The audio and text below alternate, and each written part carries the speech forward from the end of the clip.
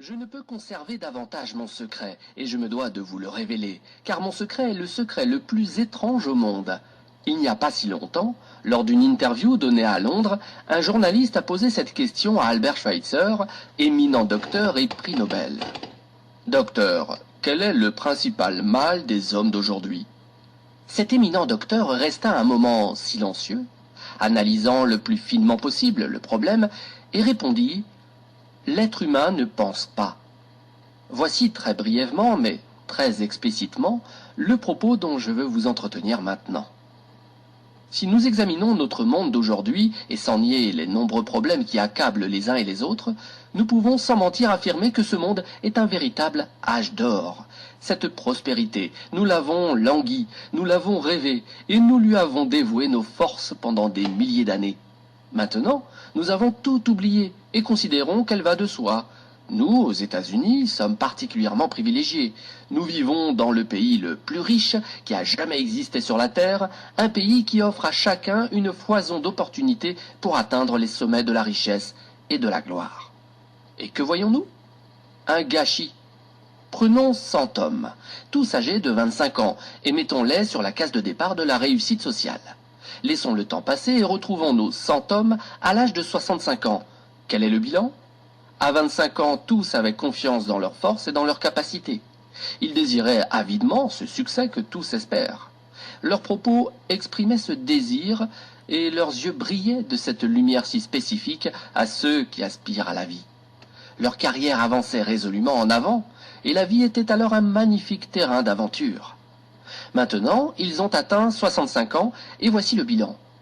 1 est riche, 4 n'ont aucun souci financier, 5 travaillent encore, 54 ont besoin d'une assistance.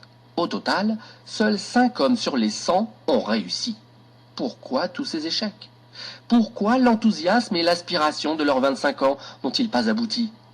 Pourquoi leurs rêves, leurs espoirs et leurs plans sont-ils restés lettres mortes? Pourquoi cette si grande disproportion entre réussite et échec, entre ceux qui réalisent leurs attentes et ceux qui ne les réalisent pas?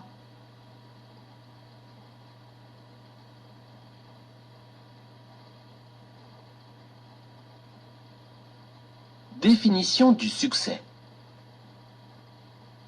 Sur nos 100 hommes, 5 seulement ont réussi, soit 5%. Mais qu'est-ce que le succès pour que nous puissions dire qu'un tel a réussi et qu'un tel n'a pas réussi? Le succès est la réalisation progressive d'un idéal qui vaut la peine. Lorsqu'un homme travaille dans un but déterminé et sait vers où il avance, sa vie est un succès. Autrement, sa vie est un échec. Le succès est la réalisation progressive d'un idéal qui vaut la peine. Rollo May, un psychiatre réputé, a écrit un livre merveilleux, Man's Search for Himself, ou L'homme à la recherche de lui-même. Dans ce livre, il écrit: dans notre société, l'opposé du courage n'est pas la poltronnerie, mais la conformité. Conformité, voilà le drame de notre époque. L'homme n'aspire plus à être lui-même, mais à être l'autre. Il le suit sans savoir pourquoi et sans savoir où il va, réconforté dans la douce idée qu'il fait comme tout le monde. Les statistiques montrent que l'Amérique compte plus de 14 millions de personnes âgées de 65 ans et plus. Or, sur ces 14 millions, environ 13 millions sont des personnes financièrement assistées, car ne disposant pas des revenus suffisants pour assurer leurs besoins minimaux. L'enfant apprend à lire vers l'âge de 7 ans, il apprend à prendre en charge sa vie et souvent à assumer également les charges d'une famille à 25 ans. Il arrive à 65 ans et ne sait pas être financièrement indépendant, alors qu'il réside dans le pays le plus riche que la Terre n'ait jamais connu. Pourquoi? Parce qu'il aspire avant tout à la conformité. Au lieu de s'engager dans le chemin des 5% qui réussissent, son aspiration à faire comme les autres le conduit dans le chemin des 95% qui échouent. D'où vient cette aspiration à la conformité au point de renoncer à toute affirmation de soi? Généralement, ces personnes sont incapables de répondre à cette question. Elles ne savent pas vraiment. En fait, elles sont pieds et mains liés dans les hasards de la vie. Elles sont convaincues qu'elles ne peuvent pas agir sur les événements, que ceux-ci sont gouvernés par des forces extérieures totalement hors de leur contrôle. Elles ont renoncé et se laissent balloter au gré de ces soi-disant forces. Elles se laissent diriger au lieu de se diriger elles-mêmes. Un sondage a été réalisé sur un très grand nombre d'hommes. Parmi les questions qui leur furent posées, une nous intéresse plus particulièrement. Pourquoi travaillez-vous? Pourquoi vous levez-vous tous les matins? 19 personnes sur 20 ne répondirent pas à cette question. 19 personnes sur 20 ne savent pas pourquoi elles travaillent, pourquoi elles se lèvent tous les jours à la même heure. Pour celles qui répondent, le refrain est le même. Tout le monde se lève pour aller travailler. Voilà le moteur de leur vie. Vouloir faire comme tout le monde. Voilà le drame de leur vie. Revenons à notre définition du succès, de l'homme qui réussit. Le seul homme qui réussit est celui qui réalise progressivement un idéal qui vaut la peine. La personne qui a une claire vision de son avenir et œuvre précisément pour réaliser cette vision, cette personne est un gagnant et ne peut pas perdre. Vous voulez des exemples? En voici. Un instituteur qui enseigne à l'école parce qu'il désire apporter des connaissances à l'enfant est un gagnant. Une femme qui s'occupe de sa maison et de ses enfants parce qu'elle désire devenir une épouse et une mère est une gagnante. L'homme qui s'occupe d'une station d'essence parce qu'il rêvait de s'occuper d'une station d'essence est un gagnant. Un vendeur qui aspire à devenir un excellent vendeur et voir l'entreprise qu'il emploie prospérer est un gagnant. Toute personne qui exerce le métier qu'elle désirait précisément exercer est un gagnant. Or, uniquement une personne sur 20 réussit dans cela. Les autres, elles exercent leur métier parce qu'il faut travailler, et non parce qu'elles désiraient ce métier. Sans intérêt personnel, point de véritable concurrence. Nous ne devons pas nous soucier de la concurrence, mais bien plus de savoir créer. Depuis plus de 20 ans, je recherche la clé du devenir des êtres humains. Existe-t-il une clé pour ouvrir la porte de la réussite, même si ce n'est pas une réussite totale? Est-il possible d'assurer la réalisation de son futur dans une large proportion selon ses désirs? Existe-t-il une recette garantissant le succès à quiconque la connaît et sait très exactement comment l'appliquer? À toutes ces questions, la réponse est oui, cette clé, cette recette, je l'ai trouvée.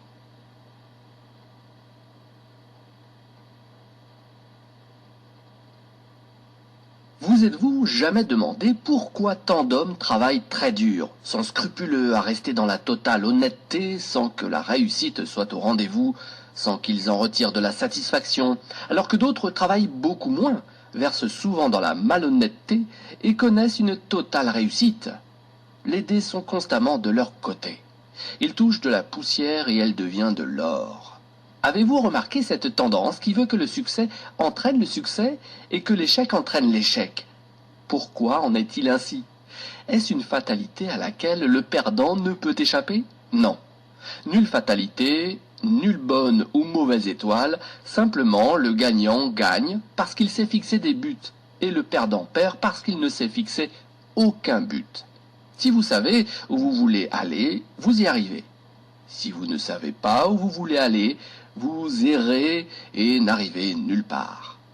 Cette situation est comparable à celle de ce bateau qui s'apprête à quitter le port pour une destination connue, selon un itinéraire tracé très précisément.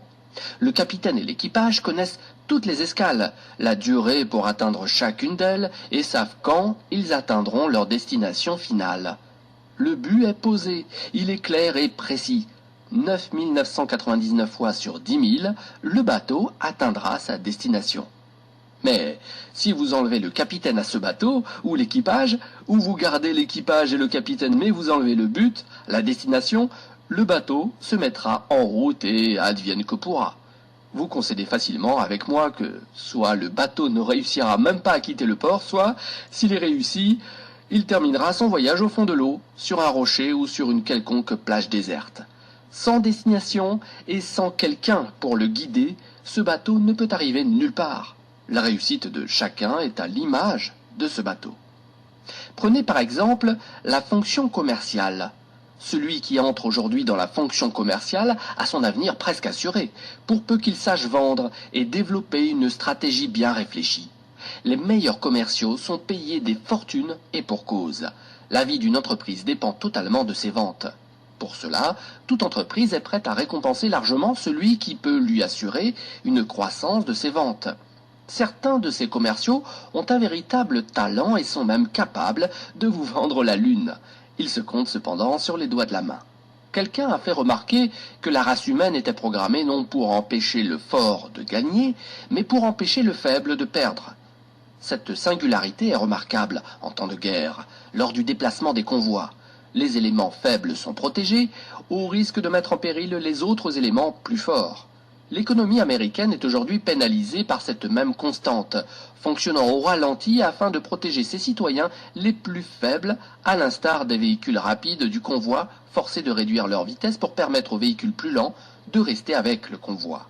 Elle s'inquiète des plus défavorisés et leur fournit un filet de sécurité suffisant pour permettre à tous, même ceux démunis de toute intelligence et de tout talent, de vivre correctement et de fonder une famille. Cette sécurité est cependant minimale.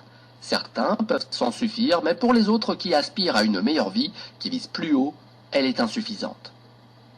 Si vous le voulez bien, revenons à ce secret le plus étrange au monde que je veux vous révéler. Pourquoi les hommes armés d'un but réussissent-ils dans la vie et que ceux vides de tout but échouent? La réponse à cette question est fondamentale et, pour celui qui la comprend dans toute sa signification et toutes ses conséquences, elle peut changer radicalement et immédiatement sa vie. Cette vérité est si forte et si éclatante qu'elle éclaircit les avenirs les plus sombres et les cieux les plus couverts. Elle chasse tous les nuages et pose pour toujours le sceau de la bonne chance sur celui qui l'adopte, la fait sienne. Tous vos désirs se réalisent subitement, sans les problèmes, les inquiétudes et les anxiétés qui minaient vos forces jusqu'à présent. Vos doutes et vos craintes appartiennent bel et bien au passé. Voici cette clé du succès et de l'échec. Nous réalisons ce à quoi nous pensons. Répétez plus fort. Nous réalisons ce à quoi nous pensons. Notre histoire a connu de nombreux sages, enseignants, philosophes et prophètes qui se sont affrontés sur diverses idées, mais jamais sur celle-ci. Tous, sans exception, s'accordent sur l'influence des pensées dans la réalisation de la vie de l'homme. Marcus Aurelius, grand empereur romain, a dit « La vie d'un homme est forgée par ses pensées ». Disraeli a dit « Tout arrive à celui qui sait attendre. Après de longues méditations, je suis arrivé à la conclusion que l'homme qui se fixe un but l'atteint tôt ou tard, car rien ne peut résister à une volonté forte qui se bat pour sa réalisation. » Ralph Waldo Emerson a dit « L'homme devient l'objet de la pensée qui accapare son esprit. » William James a dit « La plus grande découverte de ma génération est la capacité des êtres humains à changer leur vie par un simple changement d'esprit. » Et aussi, nous avons uniquement besoin de penser froidement comme si la chose était vraie, et elle deviendra inévitablement vraie de par son intégration de plus en plus forte dans notre vie même. Son intégration à nos habitudes et nos émotions sera si forte qu'elle fera naître en nous ces mêmes intérêts qui caractérisent une opinion. Il a également dit « Si vous vous préoccupez suffisamment d'un résultat, vous l'atteindrez presque certainement. Si vous désirez devenir riche, vous serez riche. Si vous désirez devenir un érudit, vous serez un érudit. Si vous désirez devenir bon, vous serez bon. Il y a cependant une condition. Vous devez vouloir atteindre sincèrement et profondément ce niveau et ne vouloir atteindre dans le même temps aucun autre niveau avec la même force. » Le docteur Norman Vincent Peale a dit « C'est l'une des plus merveilleuses lois de l'univers. Je l'ai découverte avec passion alors que j'étais très jeune, mais elle n'a vraiment illuminé ma vie que bien plus tard. En dehors de ma relation avec Dieu, elle est l'une de mes plus grandes découvertes, sinon la plus grande. Pour la résumer brièvement et simplement, si vous pensez en termes négatifs, vous obtenez des résultats négatifs. Si vous pensez en termes positifs, vous obtenez des résultats positifs. Cette constatation est élémentaire, mais elle est à la base d'une loi étonnante gouvernant la prospérité et la réussite en 3 mots, croyez et réussissez. William Shakespeare l'a exprimé sous cette tournure. Nos doutes sont traîtres car ils introduisent en nous la crainte d'essayer. Faute d'essayer, nous perdons beaucoup. Georges Bernard Shaw a dit « Les gens tempêtent toujours contre les circonstances qui forgent leur réalité. Je ne crois pas aux circonstances. Ceux qui obtiennent beaucoup de ce monde sont ceux qui recherchent activement et farouchement les circonstances qu'ils désirent pour eux-mêmes et les créent s'ils ne les trouvent pas. » Toutes ces paroles parlent d'elles-mêmes et ne nécessitent pas d'en ajouter. Chacun qui découvre ce secret et l'ampleur de sa portée, nous réalisons ce à quoi nous pensons, est si enthousiasmé par le changement qui s'opère dans sa vie qu'il pense un instant être le premier à le révéler. Fort de cette nouvelle base, il devient tout à fait raisonnable d'affirmer que celui qui se fixe un but concret et présentant pour lui un véritable intérêt réalisera nécessairement ce but. Pourquoi? Parce qu'il y pense constamment, jour et nuit. Or, nous réalisons ce à quoi nous pensons. L'inverse est cependant tout aussi vrai. Celui qui ne se fixe aucun but ne sait probablement pas où il va. Ne sachant pas où il va, ses pensées ne sont que confusion, inquiétude et crainte. Lui aussi réalisera ses pensées et sa vie deviendra une vie de frustration, de crainte, d'anxiété et d'inquiétude. Puisqu'il ne pensait à rien, il devient ce rien.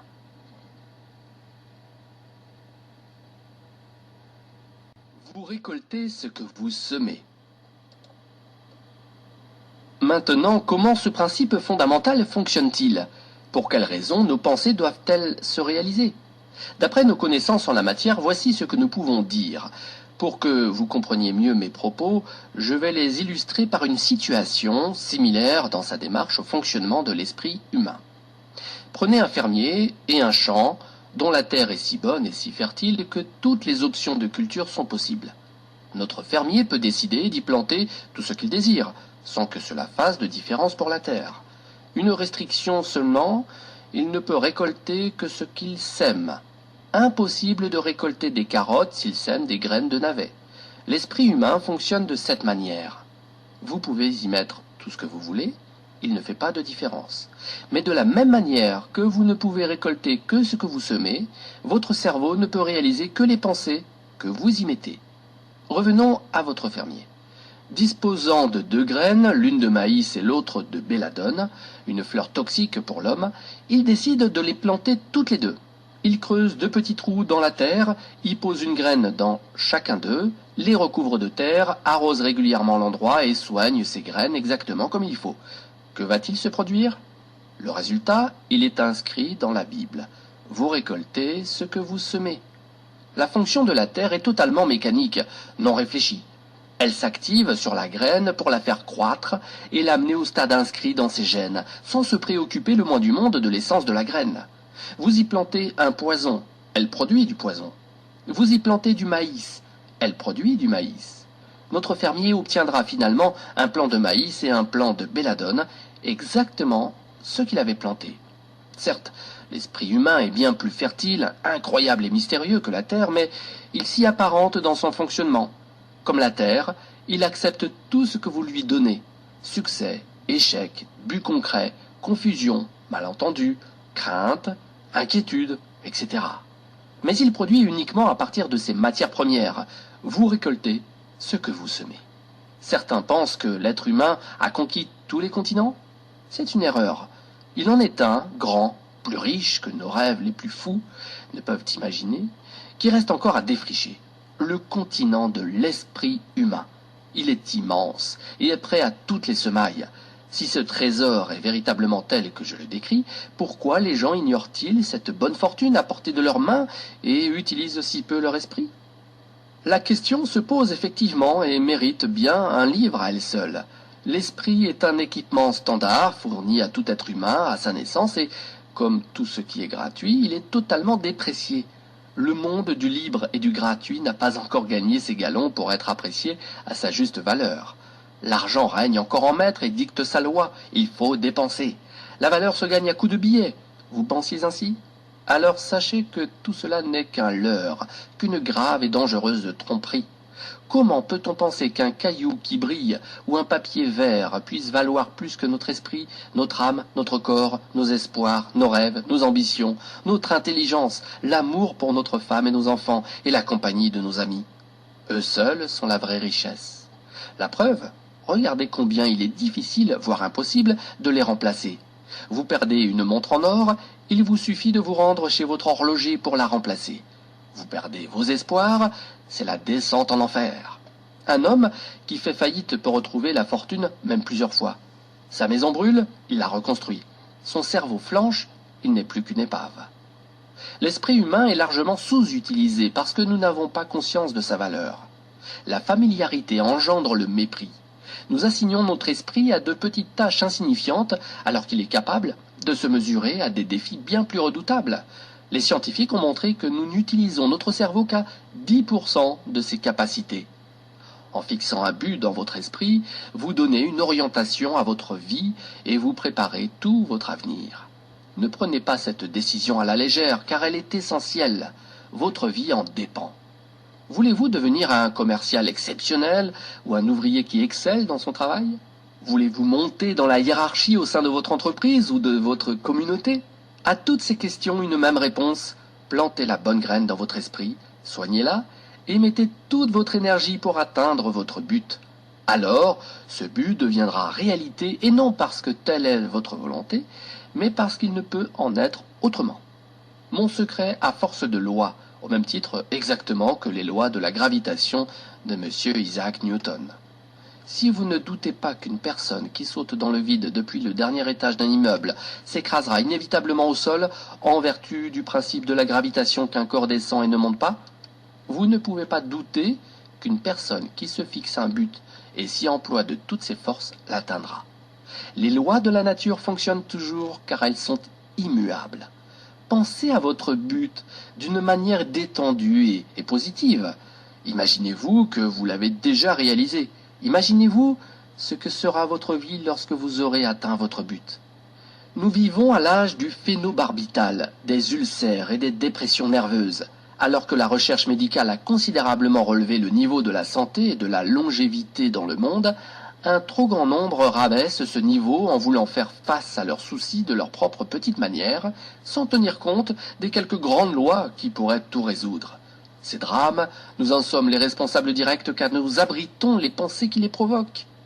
Nous sommes le reflet de nos pensées, nous sommes ce que nous sommes puisque c'est exactement là où nous voulions être. Certains ne veulent pas admettre cette vérité, mais il n'en demeure pas moins que c'est la vérité. Chacun mange uniquement les fruits de ses pensées. Son futur n'est que la réalisation de ses pensées d'aujourd'hui, de demain, du mois prochain, de l'année prochaine. Notre vie est constamment guidée par notre esprit. Alors que je traversais l'Arizona en voiture, je vis l'un de ces véhicules monstrueux utilisés dans la construction, se traînant à quelques 50 km à l'heure sous la charge de quelques 20 tonnes de saleté. Un véhicule énorme et incroyable. Tout en haut, un homme petit de taille, les mains posées sur le volant, guidait et contrôlait le monstre. Cette image m'a frappé tant elle caractérisait l'esprit humain. Supposez un instant que c'est vous qui conduisez ce monstre de puissance.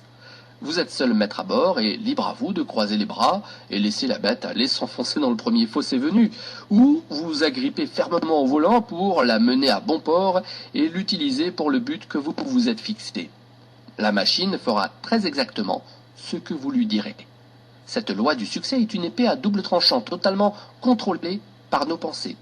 D'un côté, elle vous procure succès, richesse, bonheur et tout ce que vous avez jamais rêvé pour vous et votre famille.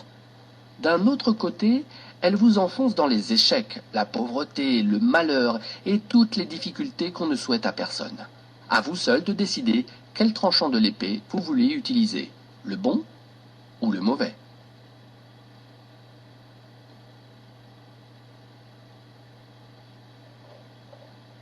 Il était une fois un homme qui ne saurait... Nous devenons ce à quoi nous pensons.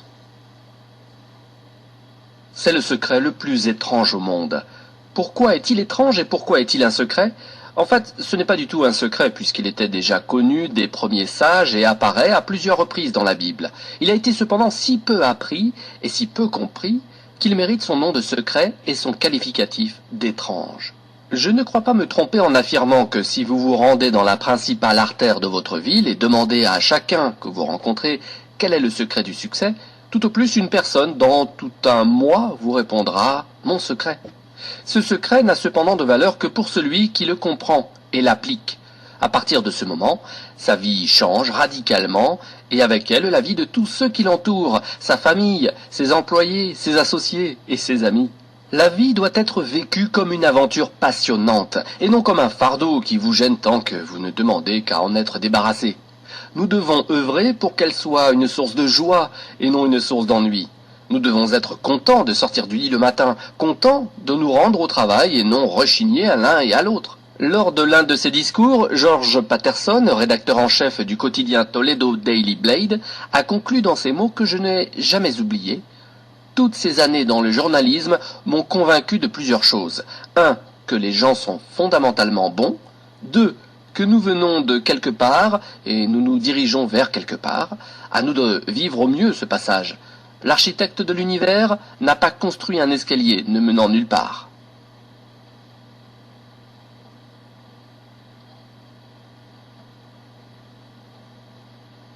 Programme de 30 jours pour tester le secret le plus étrange. Comme je ne doute pas que nombre d'entre vous doutent de mes belles paroles, je vous propose de les vérifier par vous-même, de toucher de vos doigts les énormes bénéfices que vous pouvez en retirer. Le test dure 30 jours, et je le concède, est loin d'être facile. Mais si vous persévérez et le menez très exactement comme je vous le demande, sans chercher à tricher dans quoi que ce soit, il changera complètement votre vie, pour le meilleur. Au XVIIe siècle, Sir Isaac Newton, mathématicien et philosophe anglais, nous transmit des lois de la physique s'appliquant autant aux êtres humains qu'aux mouvements des corps dans l'univers. L'une d'elles nous apprend que chaque force engendre une force égale, mais opposée. Transposée dans notre vie quotidienne, elle devient « chaque chose se paie le juste prix ». Le résultat de ce test sur 30 jours sera très exactement proportionnel à l'effort que vous y consentirez pour le réussir. Vous voulez être docteur ? Vous devez y consacrer de longues années d'études difficiles. Vous voulez réussir à vendre ? Attention, ne pensez pas que ce talent n'est nécessaire qu'à celui qui désire vendre des radiateurs ou des parapluies. Nous y faisons constamment appel, que ce soit pour convaincre notre famille de nos idées, convaincre l'école de nos enfants de notre système éducatif, convaincre nos enfants d'être honnêtes dans la vie, convaincre nos employés de donner davantage d'eux-mêmes, car convaincre, c'est vendre. Changer sa vie pour une vie meilleure se paie également. Quel en est le prix ? D'abord, vous devez comprendre et être convaincu, au plus profond de vos sens et de votre intellect, que celui qui contrôle ses pensées contrôle sa vie. Vous devez être totalement convaincu que on ne récolte que ce que l'on sème. Ensuite, vous devez enlever toutes les entraves qui empêchent votre esprit de s'élever, d'exprimer toute sa puissance, conformément au plan divin qui en a voulu ainsi. Vous devez prendre conscience que vos limitations n'existent qu'en vous, alors que les opportunités de réussir sont en fait tellement nombreuses qu'il est difficile d'y croire. Vous devez vous libérer des chaînes, de la mesquinerie et des préjugés. Ceci fait, vous devez vous efforcer d'aborder tous vos problèmes sous un aspect positif. Fixez-vous un objectif et laissez votre merveilleux esprit y penser sous tous les angles possibles. Laissez votre imagination spéculer librement sur les solutions possibles. Refusez de croire qu'il puisse avoir des circonstances suffisamment fortes pour s'opposer à l'accomplissement de votre but. Dès que le chemin est clairement tracé dans votre esprit, agissez promptement et résolument. Imaginez-vous alors que vous vous trouvez au milieu de votre propre mine de diamants, comme Russell H. Conwell l'a suggéré. Ces points établis, mettez de côté au moins 10% de votre salaire et sachez que, quel que soit votre emploi actuel, toutes les portes de la réussite vous sont ouvertes, si seulement vous acceptez d'en payer le juste prix. Récapitulons tous les points importants que nous venons de voir. Ces points qui sont le prix à payer pour réaliser cette vie merveilleuse qui attend chacun de nous. Le cadeau est si beau qu'il mérite largement ce prix. 1. Nous devons ce à quoi nous pensons. 2. Donner libre cours à notre imagination pour permettre à l'esprit de dépasser ses limites. 3. S'armer de courage pour se concentrer uniquement sur le but fixé chaque jour. 4. Économiser 10% de notre salaire. Les idées n'ont de valeur que si elles sont concrétisées par des actions. Nous allons maintenant voir plus en détail ce programme de test sur 30 jours. Peut-être que vous ne le réussirez pas la première fois, mais vous n'avez strictement rien à perdre à essayer. Au contraire, vous allez très certainement y gagner. Bien que chaque individu soit unique, nous pouvons affirmer sans nous tromper que tous les individus aspirent à quelque chose et redoutent quelque chose. Pour commencer, écrivez la chose que vous convoitez le plus. C'est peut-être l'argent, soit que vous vouliez doubler vos revenus, soit que vous vouliez obtenir un gain spécifique. Ce peut être une belle maison, la réussite professionnelle, un titre honorifique, l'harmonie au sein de la famille ou tout autre désir. Toute personne équilibrée désire quelque chose plus particulièrement et c'est cette chose que je vous demande maintenant d'écrire. Ce doit être un but simple et clairement défini. Nul besoin de montrer le papier à qui que ce soit, mais vous devez l'avoir constamment avec vous pour pouvoir le regarder plusieurs fois par jour. Pensez-y dès que vous vous réveillez, d'une manière gaie, détendue et positive. Vous avez ainsi déjà un travail à faire pour la journée et ne serez pas tenté de paresser au lit. Plus, vous vous donnez une raison de vivre. À chaque pause dans la journée, à chaque instant de libre, prenez votre bout de papier et lisez-y le but que vous vous êtes fixé. Faites de même le soir, juste avant de vous endormir. À chaque fois, rappelez-vous que vous devez absolument atteindre ce but. Jour après jour, vous réaliserez alors que vous vous rapprochez effectivement de ce but. En fait, le moment même où vous l'avez écrit et avez commencé à y penser, déjà vous aviez atteint votre but. À chacun de vos pas, regardez la richesse et l'abondance qui vous entourent et dites-vous que vous y avez droit, au même titre que toute autre créature vivante. Tout peut être à vous si seulement vous le demandez. Abordons maintenant la partie la plus difficile car requérant l'adoption de ce qui est probablement une nouvelle habitude. Or, nous le savons bien, prendre de nouvelles habitudes requiert beaucoup d'énergie et du temps, tant les obstacles sont importants. Cependant, une fois que cette habitude est formée et bien ancrée en vous, elle vous accompagnera pour le reste de votre vie. Cessez de penser à ce qui suscite la crainte et la peur en vous. Pour cela, soyez à l'écoute de vous-même. Dès qu'une pensée ombrageuse ou négative s'insinue dans votre conscience, remplacez-la au plus vite par une image mentale positive et agréable de votre but. Au début, vous ne réussirez probablement pas à amener cette image positive et resterez submergé par vos images négatives. Ne désespérez pas, cette difficulté n'est pas expressément vôtre.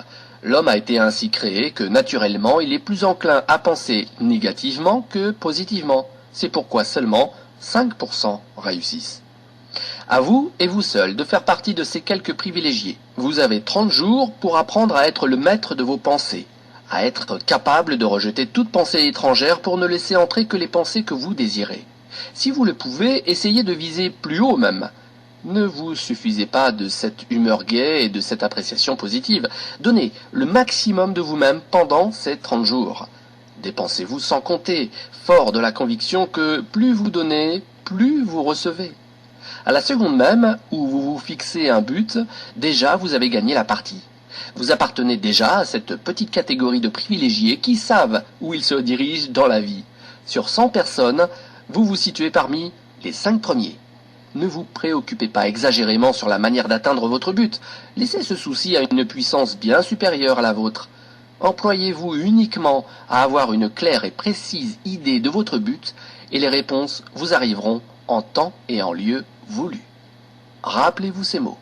Mettez-les constamment devant vos yeux pendant ce mois de test. Demandez et vous recevrez. Recherchez et vous trouverez. Frappez à la porte et elle s'ouvrira. Celui qui demande reçoit. Celui qui cherche trouve. Celui qui frappe à la porte la verra s'ouvrir.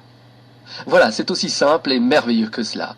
C'est même si simple que pour nous qui vivons dans un monde apparemment compliqué, nous ne pouvons pas admettre que la réussite puisse se ramener uniquement à la définition d'un but et la foi dans sa réalisation. Vous avez 30 jours pour vous prouver le contraire. Vous vendez ? Mettez-y toute votre ardeur, mais sans agitation ni précipitation incontrôlée. Votre action doit être calme, confortée par la joie de celui qui sait que le temps bien employé lui procurera avec abondance ce qu'il attend et désire. Si vous êtes une femme au foyer, consacrez ces 30 jours à votre maison et à votre famille sans penser recevoir quoi que ce soit en retour. Vous serez stupéfié de voir comment votre vie s'améliorera. Quel que soit votre travail, exécutez-le comme jamais vous ne l'avez fait jusqu'à présent.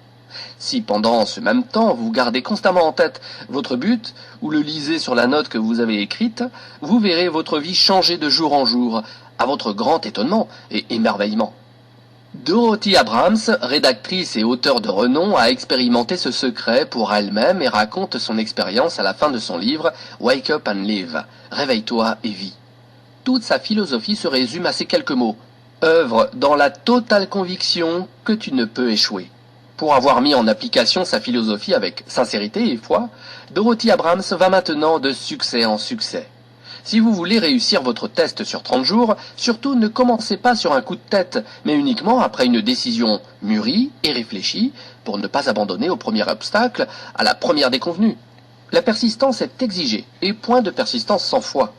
Pour continuer une action qui n'apporte pas immédiatement les résultats escomptés, la foi dans la réussite finale est indispensable. Si vous échouez pendant ces 30 jours, et j'entends par là que vous réalisez soudainement que vous êtes accablé de pensées négatives, remettez les compteurs à zéro et recommencez. Effacez ces mauvaises idées, attendez que les pensées positives reviennent à votre esprit, et à partir de là, commencez une nouvelle période de 30 jours. Un nouveau comportement ne peut pas prendre la force d'une habitude en un ou quelques jours. Persévérez jusqu'à terminer une période de 30 jours sans faute et gagnez votre place au sein de cette merveilleuse minorité pour qui pratiquement rien n'est impossible. N'oubliez pas votre note de rappel, elle est essentielle à la réussite de vos 30 jours de test. D'un côté, écrivez votre but, quel qu'il puisse être. De l'autre côté, écrivez ces mots, demandez et vous recevrez. Cherchez et vous trouverez. Frappez et la porte s'ouvrira. Profitez de vos moments de libre pour lire des livres susceptibles de vous aider, de vous encourager, par exemple la Bible, Magie de la croyance par Claude M. Bristol, Le pouvoir de la persuasion de Napoléon Hill et bien d'autres encore. Toutes les grandes œuvres requièrent une inspiration. Aussi, pour réaliser la vôtre, en l'occurrence réussir vos 30 jours de test, utilisez tous les moyens pour maintenir votre inspiration à un niveau maximal. Un point essentiel, ne vous laissez pas envahir par l'inquiétude, car l'inquiétude engendre la crainte et la crainte handicap. Or, au début, le danger est grand, que vous vous inquiétez devant tout ce que vous avez à accomplir. Le remède est simple, pensez et voyez uniquement votre but. Les détails de sa réalisation se présenteront d'eux-mêmes à vous. Employez-vous également à toujours rester calme et gai. Faites fi des petits riens. Ne les laissez pas tout gâcher, non, ne les laissez pas vous détourner de votre chemin. Face à la difficulté de réussir ces 30 jours de test, certains en viendront à désespérer pour finalement se résoudre. À quoi bon tous ces tracas, diront-ils. Ces personnes doivent réaliser qu'elles n'ont pas d'alternative. C'est cela ou l'échec. Préférez-vous rester un individu médiocre? Préférez-vous vivre dans les soucis, la crainte et la frustration? N'oubliez pas que vous récoltez ce que vous semez. Si vous semez des pensées négatives, vous récoltez la négativité. Si vous semez des pensées positives, vous récoltez la gaieté, la réussite et la positivité. Maintenant, le temps passant, vous allez probablement oublier tout ce que vous venez d'entendre. Pour garder ce souvenir bien vivant, relisez plusieurs fois ce livre. Pensez sans cesse à ce que vous devez faire pour que cela devienne une véritable habitude. Réunissez régulièrement votre famille pour, tous ensemble, lire mon propos. La plupart des hommes affirment haut et fort vouloir faire de l'argent. Les seuls qui font de l'argent sont ceux qui travaillent à l'hôtel des monnaies. Les autres ne peuvent que gagner de l'argent. Cette différence échappe à beaucoup, d'où leur échec. Ils ne recherchent rien, n'offrent rien. Cela n'est pas et ne sera jamais la bonne manière pour gagner de l'argent. Nulle autre alternative que celle de fournir des services ou des produits nécessaires et utiles. En échange de ces produits et services, d'autres donnent de leur argent. La simple loi mathématique nous apprend alors que l'importance de ce retour financier est directement proportionnelle à l'importance des services. Le succès n'est pas le résultat, mais la cause d'un afflux d'argent, et il est directement proportionnel à notre service. La plupart des personnes pensent exactement l'inverse, que seul celui qui a déjà gagné beaucoup d'argent peut clamer « j'ai réussi ». Qu'elles réfléchissent et constatent leur erreur. L'argent découle forcément du succès et non le succès de l'argent. Revenez à l'époque du chauffage au bois et supposez qu'un homme s'assoit devant son chauffage et lui dise « chauffe et uniquement ensuite je t'ajoute du bois ». Stupide, n'est-ce pas? Mais savez-vous combien d'hommes et de femmes agissent exactement à l'instar de ce sot pour leur propre vie? Des millions. De la même manière que nous devons mettre de l'essence si nous voulons que la voiture avance, nous devons fournir d'abord un service et uniquement ensuite pouvons-nous espérer une entrée d'argent. Notre souci premier ne doit pas être l'argent mais le service. Occupez-vous seulement à construire, travailler, rêver et créer. La prospérité et l'abondance viendront d'elles-mêmes en leur temps. La prospérité est fondée sur la loi de l'échange mutuel, stipulant que toute personne qui contribue à la prospérité connaît à son tour la prospérité. Celle-ci proviendra soit des bénéficiaires directs de son service, soit d'autres personnes, mais forcément elle lui arrivera. Chaque action génère une action égale et opposée. Pendant votre période de 30 jours, rappelez-vous que votre succès dépend directement de la qualité et de la quantité de votre service. Comment les mesurer ? Par la quantité d'argent que vous recevez en contrepartie. Personne ne peut devenir riche sans enrichir d'autres. Une loi ne souffre d'aucune exception. Pensez à tous les métiers que vous trouvez dans une ville et essayez d'évaluer la quantité de services de chacun. Exercice très intéressant, n'est-ce pas ? Certains évoluent dans le domaine spirituel, tels les ministres, les religieux et autres personnes qui dévouent envers les autres, et elles aussi reçoivent en proportion de leurs services. Si vous avez compris cette loi, vous pouvez aisément fixer votre propre fortune. Vous voulez davantage ? Offrez davantage. Vous voulez moins ? Offrez moins. C'est le prix que vous devez payer pour obtenir ce que vous voulez. Si vous pensez pouvoir vous enrichir en trompant d'autres, vous allez rapidement déchanter. Vous récoltez ce que vous semez, comme vous respirez ce que vous avez expulsé. Ne faites jamais l'erreur de penser qu'il puisse en être autrement. C'est impossible. Les prisons et les rues désertées sont remplies de ces personnes qui ont voulu vivre d'après leurs propres lois, sur la seule base de leurs intérêts. Nous pouvons éviter les lois de l'homme, nous ne pouvons pas éviter les lois qui sont supérieures à l'homme. Un éminent docteur a récemment établi une liste en 6 points particulièrement utiles pour trouver le succès. 1. Se fixer un but clairement défini. 2. Cesser de se diminuer. 3. De penser aux raisons pour lesquelles vous ne pouvez pas réussir et penser aux raisons vous permettant d'espérer le succès. 4. Si vous pensez ne pas pouvoir réussir, essayez de vous rappeler quand et comment avez-vous eu cette première pensée. 5. Changez l'image que vous avez de vous-même en écrivant dans le détail la personne que vous voudriez être. 6. Agir à la mesure de la personne accomplie que vous avez décidé de devenir.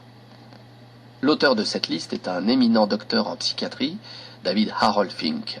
Écoutez sa voix et écoutez la voix de tous les experts qui n'ont cessé de répéter, aussi loin que nous possédons de traces dans l'histoire, pour devenir la personne que vous rêvez de devenir, vous devez payer le prix. Somme toute, atteindre le succès n'est pas plus difficile que vivre dans l'échec. Terminez vos 30 jours de test, recommencez-les une seconde fois, une troisième fois, jusqu'à ancrer en vous vos nouvelles habitudes et les vivre intensément. La vérité vous apparaîtra au grand jour et vous ne voudrez plus vous en séparer. Vivez profondément votre nouvelle vie et voyez comment les portes de l'abondance s'ouvrent largement devant vous, déversant sur vous un flot de richesses que vous n'avez jamais espéré. De l'argent, vous en gagnerez en quantité, mais bien plus, vous gagnerez en paix intérieure. Vous appartiendrez à cette minorité privilégiée entre tous de pouvoir vivre dans la sérénité, la gaieté et la réussite. Commencez dès aujourd'hui ce changement merveilleux. Perdre ? Vous n'avez rien à perdre. Gagner ? Vous avez toute une vie à gagner. Nous espérons que vous trouverez la force d'appliquer tous les principes que nous avons ramenés dans ces lignes. Ne manquez alors pas de nous écrire pour nous faire savoir les changements intervenus dans votre vie.